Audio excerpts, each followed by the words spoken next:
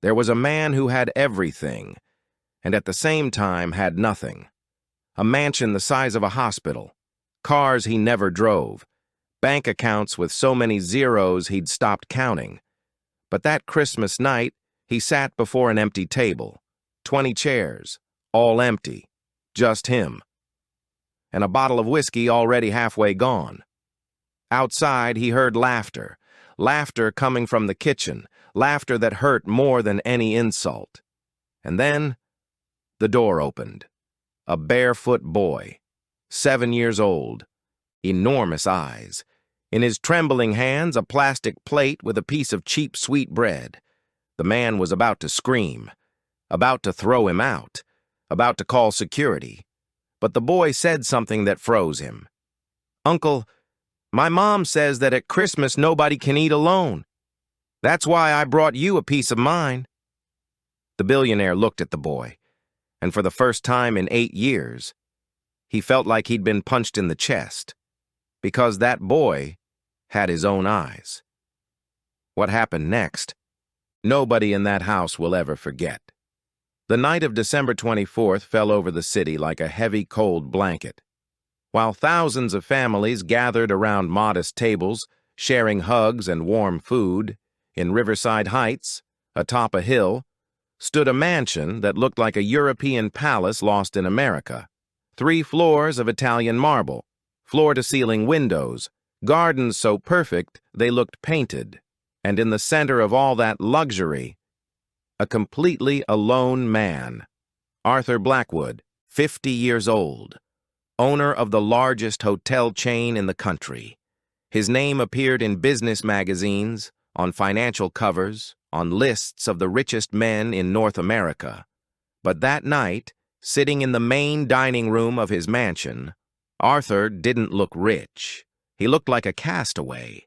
The table before him measured almost 20 feet long, authentic mahogany brought from Brazil.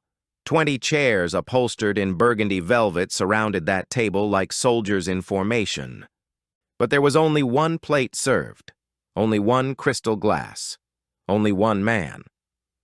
Arthur wore a black cashmere sweater and dress pants. He hadn't even changed into comfortable clothes, as if unconsciously expecting visitors who would never arrive. Before him, the French porcelain plate was untouched: glazed turkey, truffle mashed potatoes, salad with cranberries and walnuts.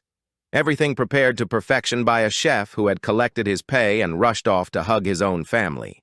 Arthur didn't touch anything. He only held a glass of Scotch whiskey. The ice had already melted. The liquid was warm, but he kept drinking. His eyes, sunken and surrounded by dark circles, stared at the crystal chandelier hanging from the ceiling. Thousands of small lights shone up there, reflecting in the empty glasses on the table. It was beautiful and absolutely depressing.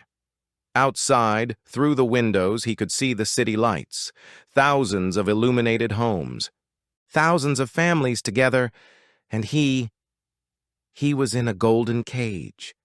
3 years ago, he'd thrown out his wife, a cold woman who only wanted his last name and his money. There was never love there, just a social contract. When he discovered she had lovers and was planning to take half his fortune in a divorce, Arthur expelled her without mercy. Then he threw out his brothers, 2 parasites who only appeared when they needed money to pay gambling debts or finance ridiculous businesses that always failed. They had stolen from him. They had lied to him. And when Arthur confronted them, they called him selfish, greedy, monster. So Arthur made a decision. If everyone wanted him for his money, then nobody would have it. Nobody. He changed the locks, changed the wills, hired lawyers who built legal walls impossible to scale, and locked himself in his mansion like a king without a kingdom. The first months were liberating.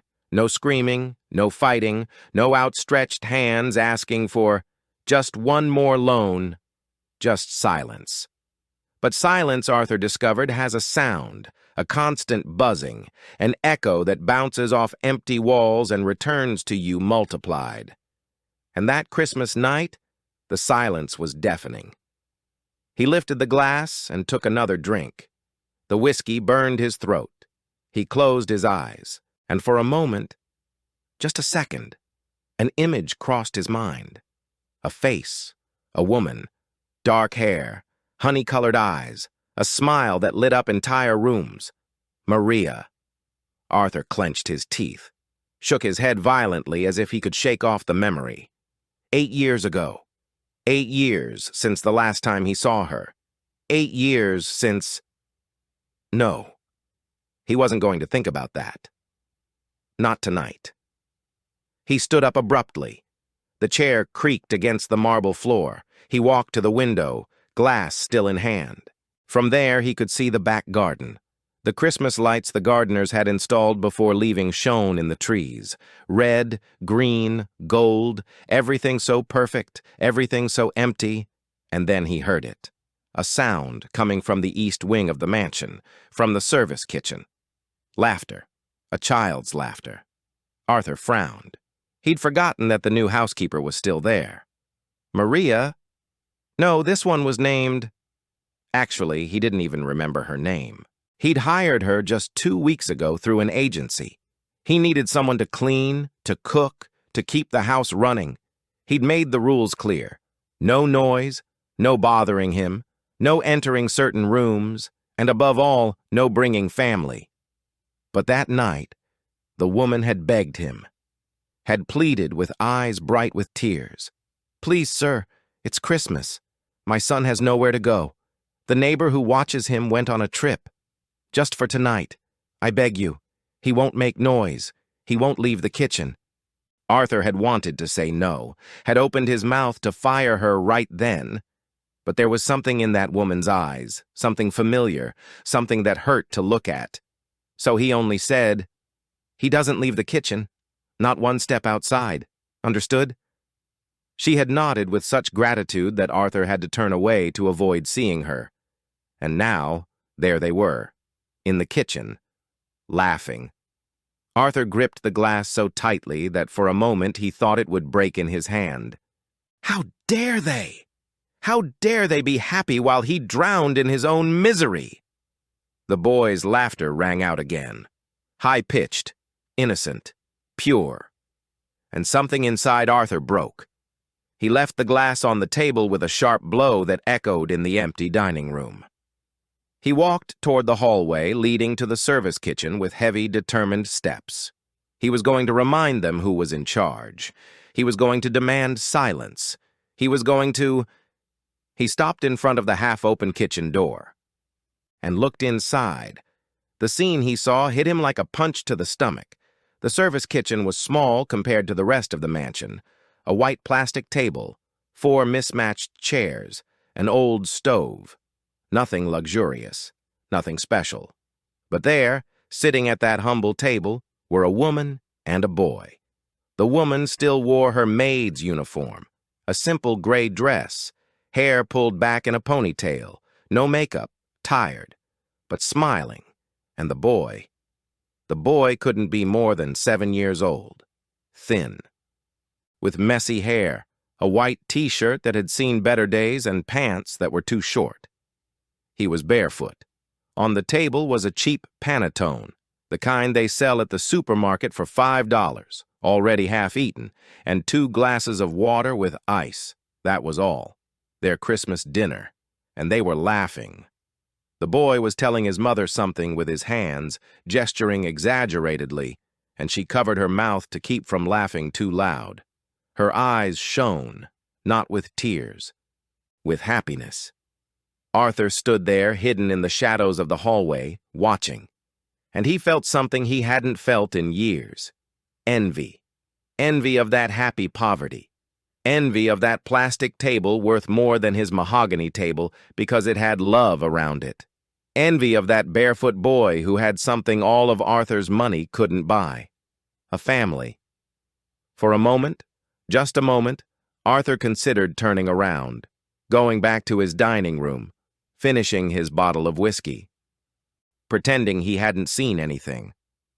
But then the woman got up to wash the dishes, turned her back to the boy, and the boy, with those enormous eyes full of curiosity, looked toward the door and saw Arthur.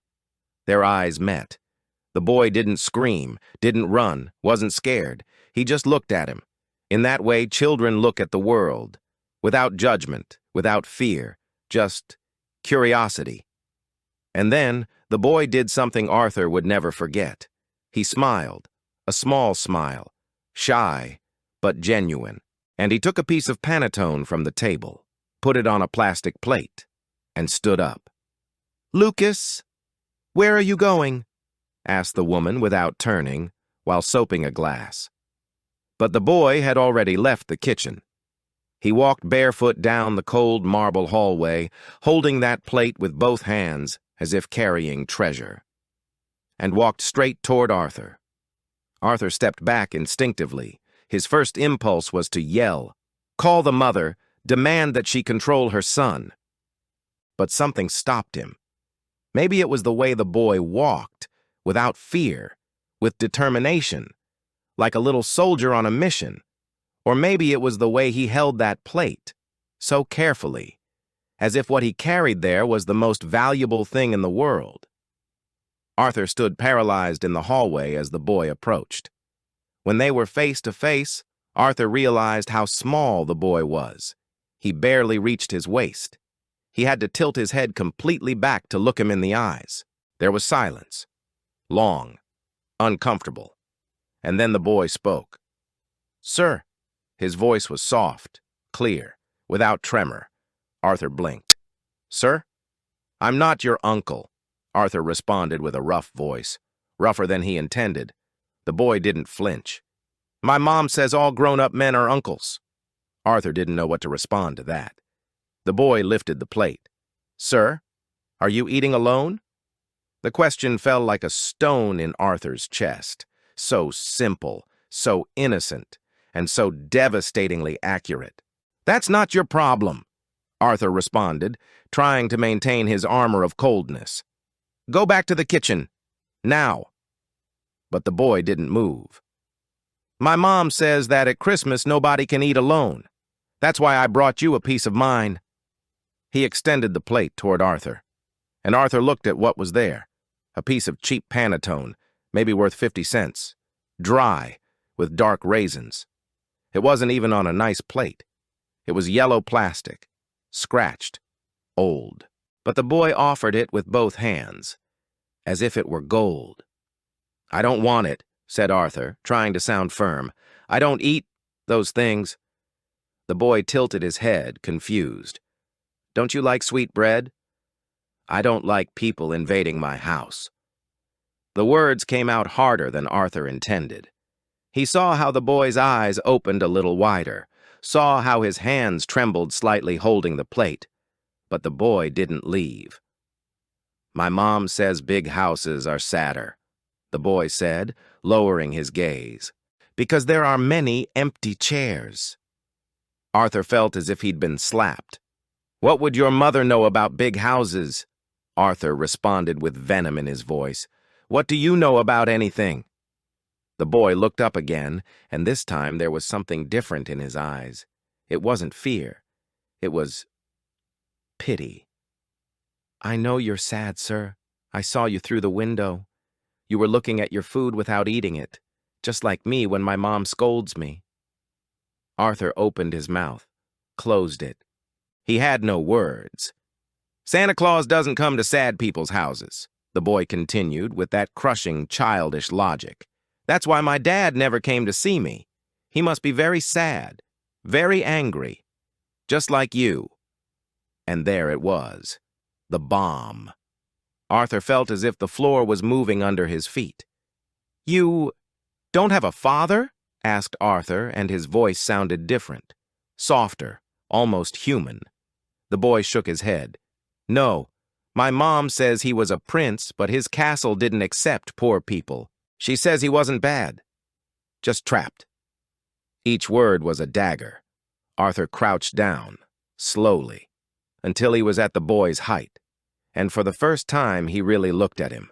The boy's eyes were large, dark brown, bright, with long eyelashes any model would envy. But that wasn't what made Arthur's heart stop. It was the shape of those eyes, slightly slanted at the corners. with that small fold in the upper eyelid. Arthur knew those eyes, because they were the same ones he saw every morning in the mirror. What's your name? Asked Arthur, and his voice came out broken. Lucas. Lucas what? The boy shrugged. Just Lucas. My mom says last names are for people who have dads. Arthur felt he couldn't breathe. And your mother? What's your mother's name? Before the boy could answer, a voice shouted from the hallway. Lucas! Both turned, and there she was. The maid was running down the hallway with the apron still on, frantically drying her hands. Her face was pale, terrified. Lucas, I told you not to leave. I told you.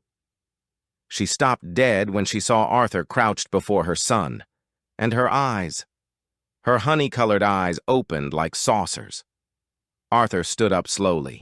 He couldn't take his eyes off her, because now that he saw her up close, now that the hallway light illuminated her face. Oh, God. Maria, Arthur whispered. And it wasn't a question. It was a confirmation, a recognition. A silent scream from a ghost of the past that had just materialized before him. The woman stepped back. Her hands trembled violently. Mr. Blackwood, I'm so sorry. Lucas, come here right now. Maria, Arthur repeated, and his voice sounded strange, broken. It's you. You're... After 8 years. Her eyes filled with tears. Please, she whispered. Please don't fire me. I need this job. I promise Lucas won't. 8 years? Interrupted Arthur, and now there was something dark in his voice, something dangerous. You disappeared 8 years ago, without a word, without an explanation. I looked for you everywhere, and you... He stopped. He looked at the boy, who was watching them both with confusion. He looked at Maria, whose eyes pleaded silently, and then he looked at the boy's eyes again. How old is he?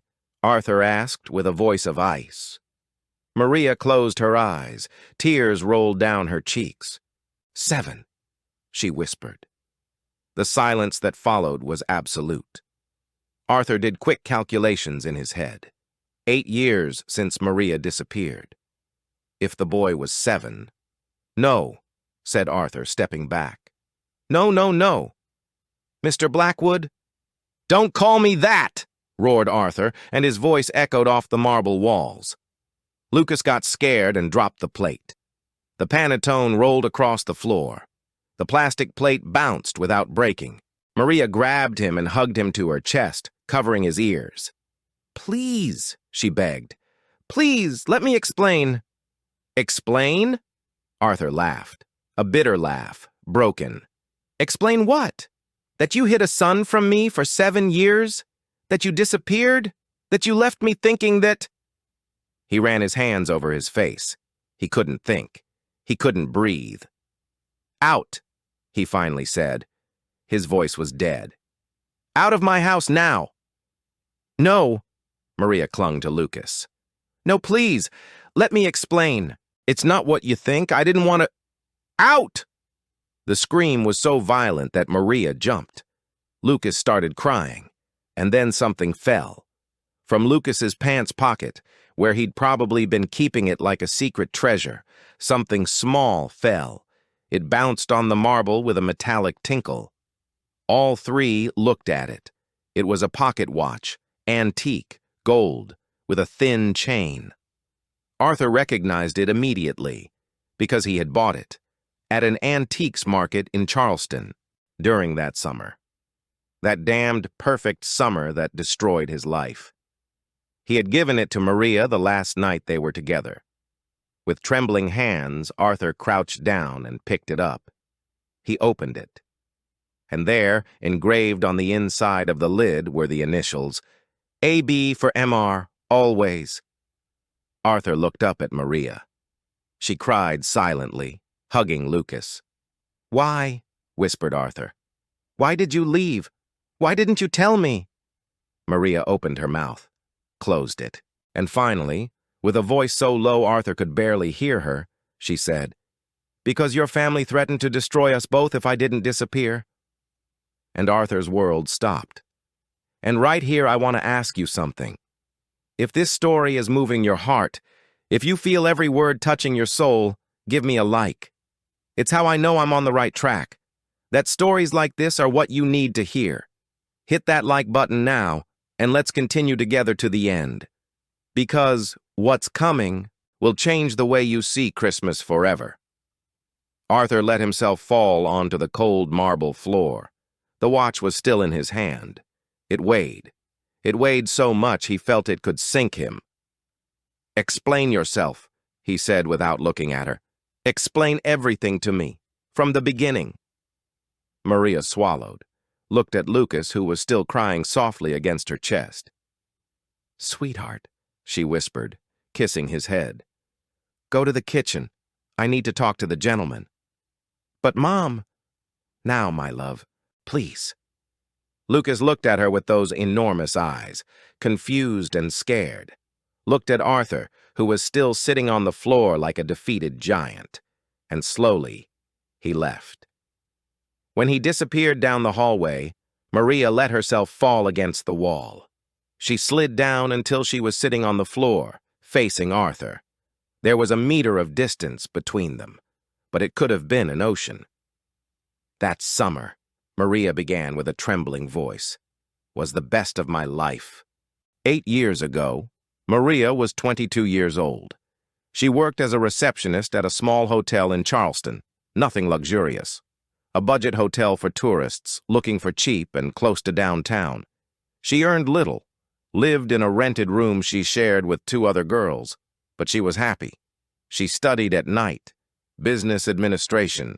She dreamed of having her own business someday, a restaurant maybe, something small but her own. And then he arrived, Arthur Blackwood. Although she didn't know who he was when she first saw him. He arrived in an old car, nothing luxurious. Worn jeans and a white linen shirt, no fancy luggage, no bodyguards, just a man who looked tired. "Do you have rooms available?" he had asked, and his voice sounded different.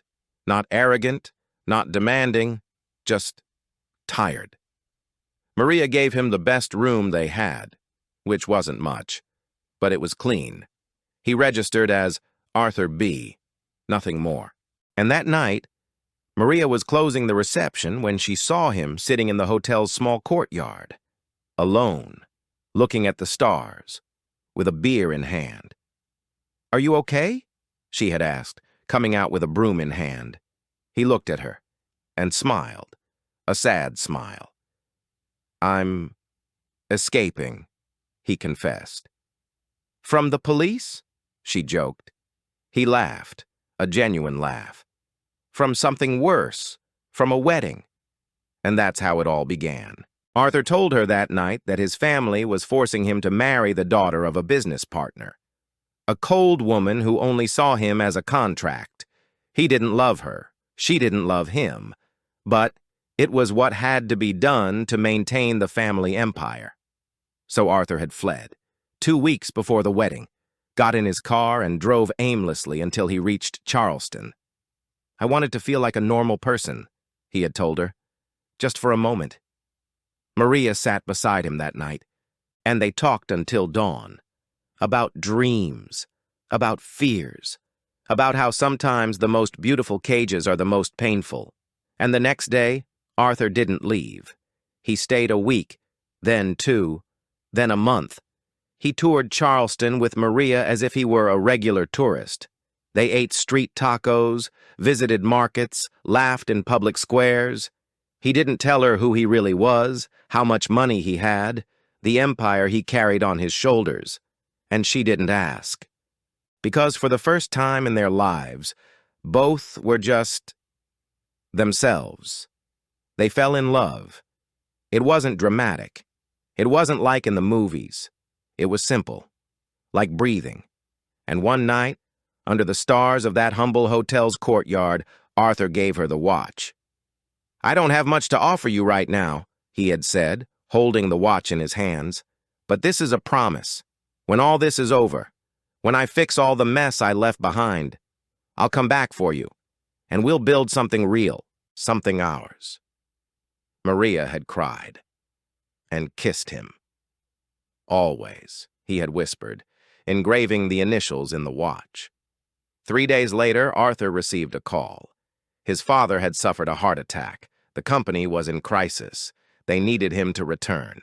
Now. "I promise I'll fix everything and come back," he had told Maria, with eyes bright with tears. 1 month. Give me 1 month. "I'll wait for you," she had promised. He left that morning, and Maria never saw him again, until that night. Back to the present. "I waited," Maria continued, wiping tears with the back of her hand. "I waited a month, then 2. I called you, but your phone was off. I went to the address you gave me, and it was a closed office." Arthur looked at her with bloodshot eyes. "And then I discovered I was pregnant," said Maria, her voice breaking. "I was 3 months pregnant." Arthur put his hands to his head. "I was scared," she continued. "But I was also happy, because I thought that when I told you, you would be happy too. I thought you'd come back." "Then why didn't you look for me?" shouted Arthur. "I would have—" "I tried," Maria shouted back, and her voice broke in a sob. "I tried. I finally found your real name, discovered who you really were. Arthur Blackwood, the heir to the hotel empire, the richest man in America. And I understood why you never came back." "No," Arthur shook his head violently. "No, I was going to come back. I was fixing everything to— Your family found me first." The words fell like ice. Maria breathed deeply and continued. 3 men in expensive suits came to the hotel, asked for me, took me to an elegant restaurant, and there she was. Your mother." Arthur felt his blood freeze. "She knew everything," said Maria.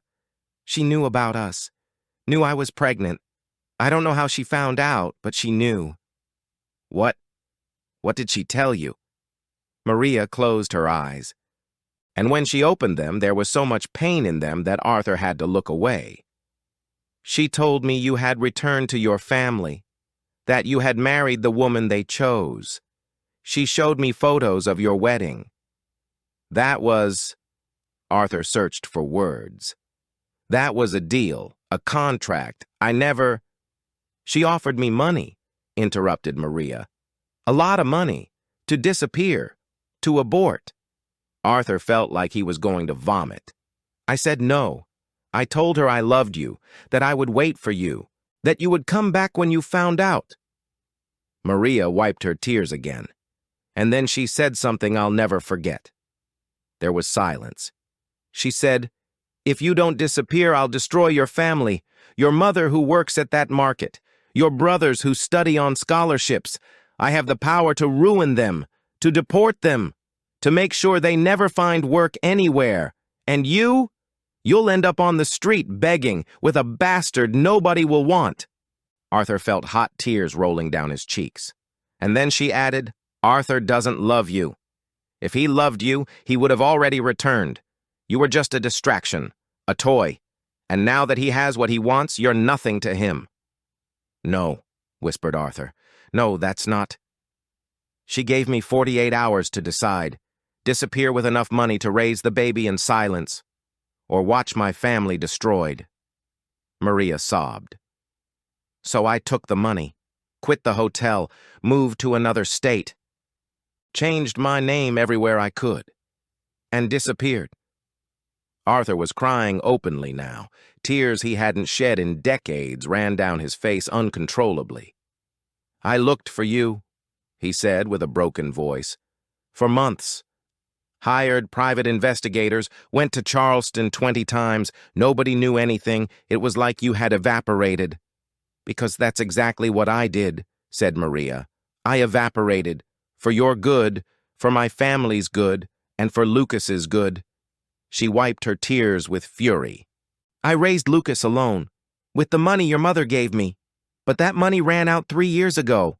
Since then, I've worked at whatever, cleaning houses, washing clothes, whatever was necessary to give him a roof and food." She looked up at Arthur. And 2 weeks ago, when I saw the job ad for this house, I didn't know it was yours. I swear to God, they used the agency's name, not your name. When I arrived the first day and saw you, her voice broke completely. I almost fainted, almost grabbed Lucas and ran out, but I needed the job and I thought maybe you wouldn't recognize me, that 8 years had passed, that I had changed, that you wouldn't even remember. Remember you? Arthur laughed through tears. A bitter laugh. Remember you? Maria, not a single day has passed in 8 years that I haven't thought about you. Not one day I haven't wondered where you were, if you were alive, if you were happy, if you hated me for not coming back. He covered his face with his hands. I married that woman, but I never loved her. We slept in separate rooms. It was a contract on paper, nothing more. And when I discovered she was stealing from me, that she had lovers, that she only wanted my money, I threw her out. I threw everyone out, because if I couldn't have you, I didn't want anyone. He looked up at her. My mother died 3 years ago, he said. Cancer. Before she died, I tried to ask her if she knew anything about you, if she had done something. But she only looked at me with those cold eyes and said, I did what was necessary to protect this family. I never understood what it meant. Until now. Maria looked at him with bright eyes. And that boy, Arthur pointed to where Lucas had gone, that boy who just offered me a piece of cheap sweet bread as if it were gold, is my son. It wasn't a question. It was a statement. A truth that had just exploded like a bomb in his chest. Maria nodded slowly. He's your son, she whispered. He has your eyes, your way of tilting your head when he thinks, your stubbornness, your kindness when he thinks nobody's watching. Arthur stood up slowly, walked to the window, looked out into the night. I have a son, he said, as if testing the words in his mouth. I have a 7-year-old son who grew up without me, who grew up thinking his father was an evil prince in a castle, who grew up barefoot while I drowned in this damned empty mansion. He turned toward Maria with burning eyes. Why didn't you tell me when you got here? Why didn't you? And what was I going to say? Interrupted Maria, standing up too. Hello, Mr. Blackwood. The boy you saw in the kitchen is your son? Do you think you would have believed me? Do you think you wouldn't have thought I just wanted your money? Just like everyone else you've thrown out of your life? Arthur opened his mouth, closed it, because she was right. I was afraid, Maria admitted. I was afraid you'd throw me out. I was afraid you'd hurt Lucas. I was afraid your family would come back and fulfill their threats. I've spent 8 years running from ghosts. Do you think it was easy being here? Cleaning your house, preparing your food, seeing you every day and pretending you're a stranger? Her voice broke. It's been the most painful hell I've lived through. Arthur approached her slowly. There was so much to say, so much to fix, so much accumulated pain. But before he could speak, they heard something. Small footsteps in the hallway. Both turned. Lucas was there, standing in the doorframe, with red eyes from crying so much, holding something in his hands. He approached slowly, looking at Arthur with a mixture of fear and curiosity. Sir, he said in a small voice, you dropped this. He extended his hand. In his small palm was the golden pocket watch. Arthur looked at it, then looked at Maria, who had her hands over her mouth, crying silently. And then Arthur did something he hadn't done in decades. He knelt down. He knelt on the cold marble floor until he was at Lucas's height, and with trembling hands, he took the watch. Lucas, he said, and his voice sounded different. Soft, broken, human. Do you know what this is? The boy shook his head. It's a promise, said Arthur, opening the watch. A promise I made to your mother a long time ago. Lucas looked at him confused. Arthur breathed deeply. And then he said the most difficult and most important words of his life. "Lucas, I'm your father." The boy blinked. Once. Twice. "My dad," he whispered. "The prince?" Arthur laughed through tears. "I'm not a prince, son. I'm just a man who made many mistakes. A man who lost you before even knowing you existed." He extended his hand toward Lucas, trembling, uncertain. "But if you'll let me, I'd like to try to be your dad. For real this time." Lucas looked at Arthur's hand, then looked at his mother. Maria nodded through sobs, encouraging him. And then Lucas did something beautiful. He didn't take Arthur's hand. He hugged him. He launched forward and hugged Arthur with those small but strong arms, buried his little face in his father's shoulder, and began to cry. "I always wanted a dad," sobbed Lucas. "I always asked Santa. I always asked God. I always asked the stars." Arthur hugged him back, so tight he feared hurting him, but he couldn't let go. He couldn't, because for the first time in 8 years, he felt something in his chest opening, something he had kept closed and frozen. His heart. Maria knelt beside them, and Arthur extended an arm and pulled her into the embrace too. The three of them there, on the cold marble floor, embracing, crying, healing. "I'm sorry," Arthur whispered over and over. "I'm so sorry. Forgive me, please forgive me." "It's over," Maria whispered back. "It's over, we're here, we're together." And Lucas, in the middle of both, only repeated, "I have a dad. I have a dad. I have a dad." They didn't know how long they stayed like that. Could have been minutes, could have been hours, but when they finally separated, something had changed. Arthur looked at Lucas, his son, his blood, his second chance. "Are you hungry?" he asked. Lucas nodded shyly. Arthur smiled, a real smile, the first in years. "Come," he said, standing up and taking Lucas's hand. "Let's have dinner." Arthur led Lucas and Maria back to the main dining room. When they entered, Lucas stopped dead. His eyes opened like saucers, seeing the enormous table, the brilliant chandelier, the elegant chairs. "You eat here alone?" he asked in amazement. Arthur looked at the table, and for the first time he saw it for what it really was, an obscenity, a monument to his loneliness. "Not anymore," he said simply. He moved the main chair aside, the chair where he always sat alone, and moved it to the side. Then he began moving the other chairs. He pushed them all together, created a small, intimate space in a corner of that giant table. Maria watched him with tears in her eyes. "Sit," said Arthur, pointing to the chairs together. Maria sat first. Lucas climbed onto the chair next to her, his feet dangling without touching the floor, and Arthur sat on the other side of Lucas. The three together, in that corner of the table, ignoring the 17 empty chairs surrounding them. Arthur looked at the untouched turkey before him, the mashed potatoes, the elegant salad, and he pushed it all aside. "Wait here," he said. He got up and walked to the kitchen, returned a minute later with something in his hands. The cheap panettone, the one they'd been eating in the kitchen. It was already half gone, but enough remained. He placed it in the center of his expensive mahogany table. "This," he said, sitting again, "is what we're having for dinner tonight." Lucas smiled. That enormous smile that lit up entire rooms. "Really? Really?" Arthur cut 3 pieces, served them on the French porcelain plates, $5 panettone on $300 plates. It was perfect. They ate in silence at first, a comfortable silence, restorative. And then Lucas asked, "Dad, why do you live in such a big house if you're alone?"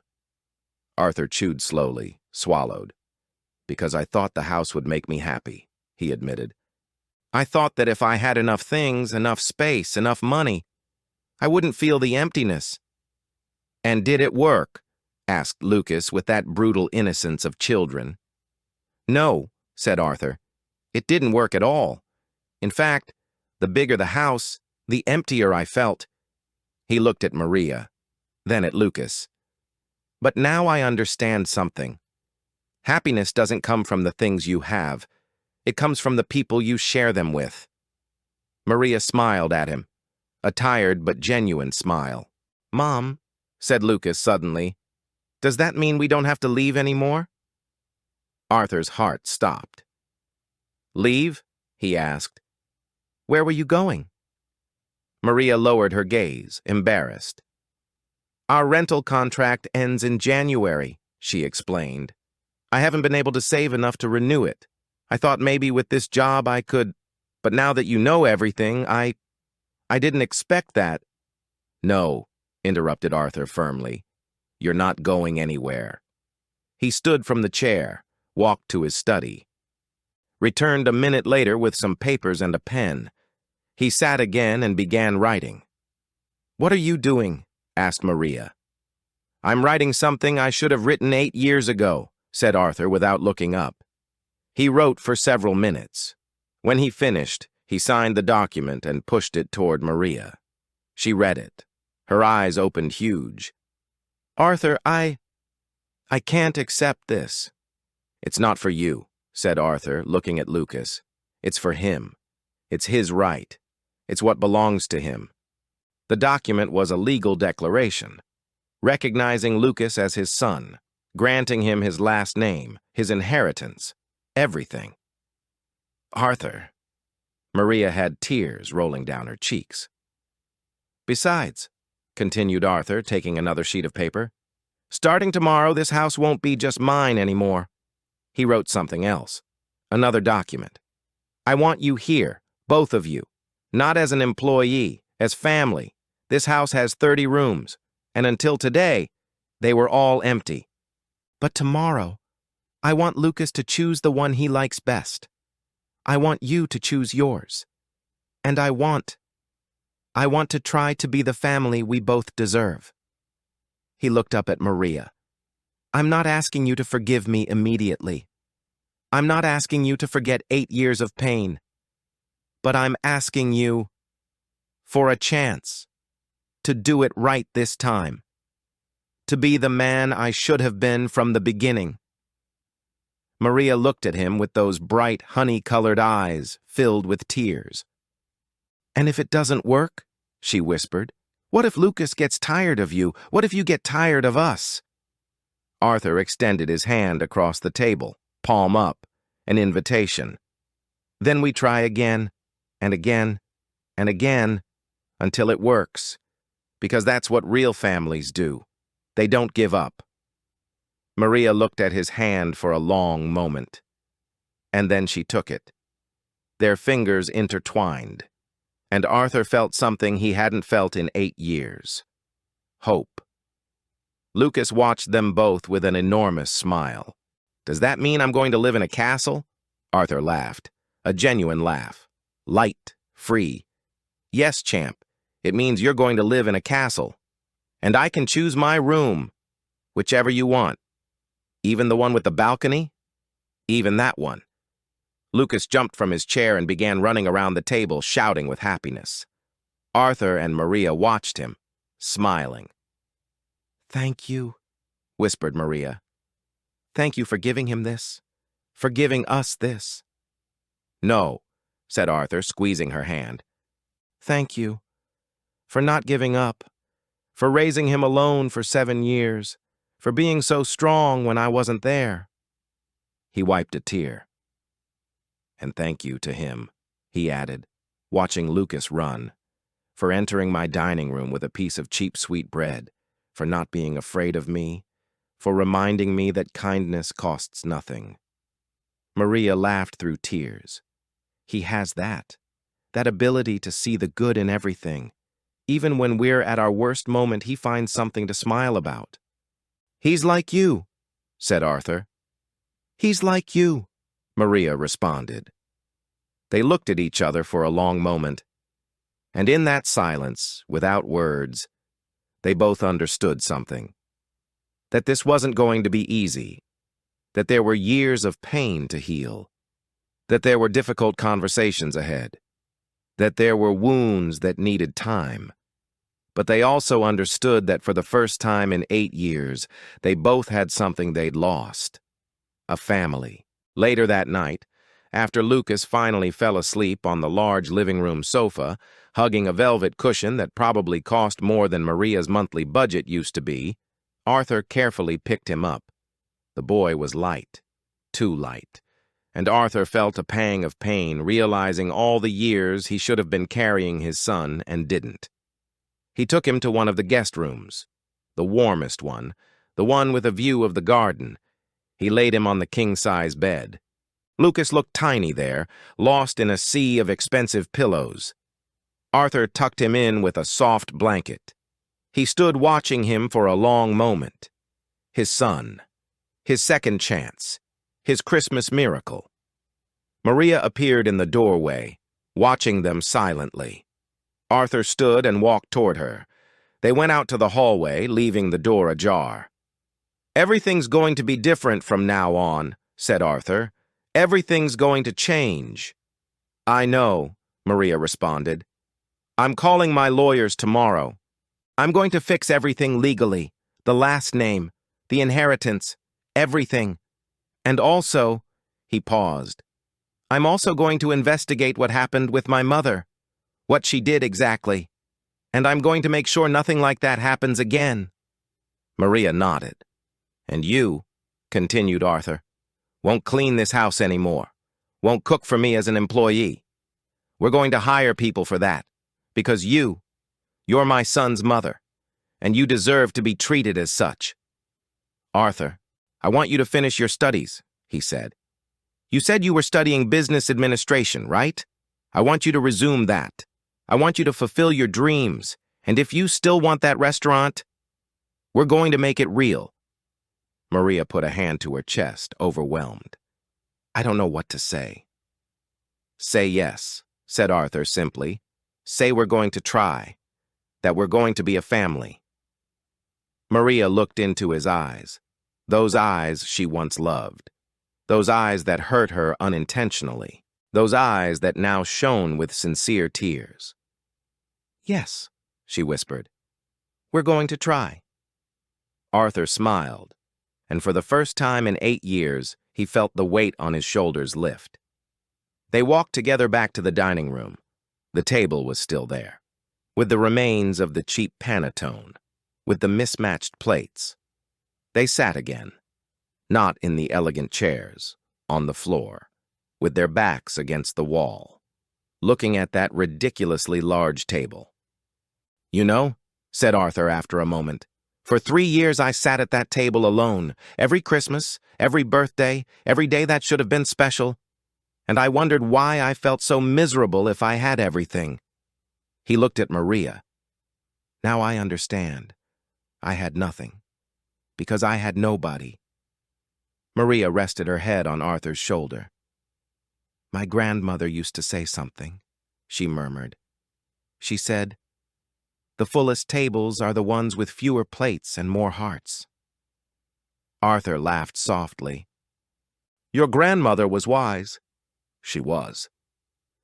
They stayed like that for a long while, in silence, processing everything that had happened that night, everything they'd lost, everything they'd recovered. "Arthur," said Maria after a moment, "what are we going to tell Lucas tomorrow? How do we explain all this?" Arthur thought for a moment. "The truth," he finally said. "We're going to tell him the truth, that his dad made mistakes, that his grandmother was cruel, that his mom was brave, and that sometimes families get lost, but they also find each other. Do you think he'll understand?" "Children understand more than we think," said Arthur. "Tonight he taught me a lesson no business book ever taught me. He taught me that generosity isn't measured in dollars. It's measured in hearts." He wiped a tear. "He offered me his sweet bread, the only thing he had, the only thing that was his. and he offered it without expecting anything in return, just because he saw a sad man. And that, his voice broke, that's richer than everything I have. Maria hugged him, and they both cried. They cried for the lost years, for the unspoken words, for the hugs they never gave, for the broken promises. But they also cried with relief, with hope, with gratitude. Because sometimes miracles come in the most unexpected ways. Sometimes they come in the form of a barefoot boy with a piece of cheap, sweet bread. Sometimes they come when you've lost all hope. Sometimes they come exactly when you need them most. And that Christmas night, in a mansion too big for one man, 3 people found what they'd been searching for years. Not gold, not fame, not power, but something much more valuable: a family. 1 year later, the main dining room table wasn't so big anymore. Arthur had changed it. Now there was a round table, smaller, warmer, with only 6 chairs, and that Christmas all were occupied. Arthur at the head, Maria beside him. Lucas, now 8 years old, between both, and 3 more chairs occupied by staff members who had become family. Because Arthur had learned something that year, that a house isn't filled with things, it's filled with people. The dining room no longer had that oppressive silence. Now there was laughter, conversations, discussions about which movie to watch after dinner. Lucas was no longer barefoot, but he didn't wear expensive shoes either. He wore comfortable sneakers he'd chosen himself, and a t-shirt with his favorite superhero, because Arthur had learned something else: that money doesn't ruin children. Lack of love does. Maria had resumed her studies. She was 6 months from graduating, and they already had the plans for the restaurant they'd opened together, because Arthur had learned something more: that sharing dreams is better than achieving them alone. And that night, while they ate homemade panettone that Maria had taught the chef to prepare, Lucas raised his glass of juice. "I want to make a toast," he said with that childish solemnity only children can achieve. Everyone raised their glasses. To sad giants who just needed a hug, to brave moms who never give up, and to Christmases that fix what's broken. Arthur smiled, with eyes bright with happy tears. "To Christmases that fix what's broken," he repeated. And they toasted. Because in the end, the best stories aren't about princes and princesses. They're about real people, with real pain, with real mistakes, and about second chances that come when you least expect them. Sometimes a piece of cheap, sweet bread is worth more than all the gold in the world. Sometimes the family you've been looking for is closer than you think. And sometimes the fiercest giants just need a child's hug to remember how to smile. Merry Christmas to everyone listening to this story. To those who are alone, to those who have family, to those searching for it, to those who lost it. Remember, the fullest tables are those with fewer plates and more hearts. And it's never too late to find your way home. If this story touched your heart, if it made you cry, if it made you remember someone special, leave me a comment down below telling me, where are you listening from? What did you think of Arthur, Maria, and Lucas's story? Does it remind you of someone in your life? I'd love to read your stories, because we all have one. We all have a sad giant waiting to be hugged, or a brave child who taught us something important. Share this story with someone you think needs to hear it. Maybe that person is alone this Christmas. Maybe they need to remember it's never too late to come home. And remember to like this video if you want more stories like this. Stories that remind you that love, family, and forgiveness are the true miracles of life. See you in the next story. And remember, the best gift you can give costs nothing. It only requires heart. Until next time, and Merry Christmas.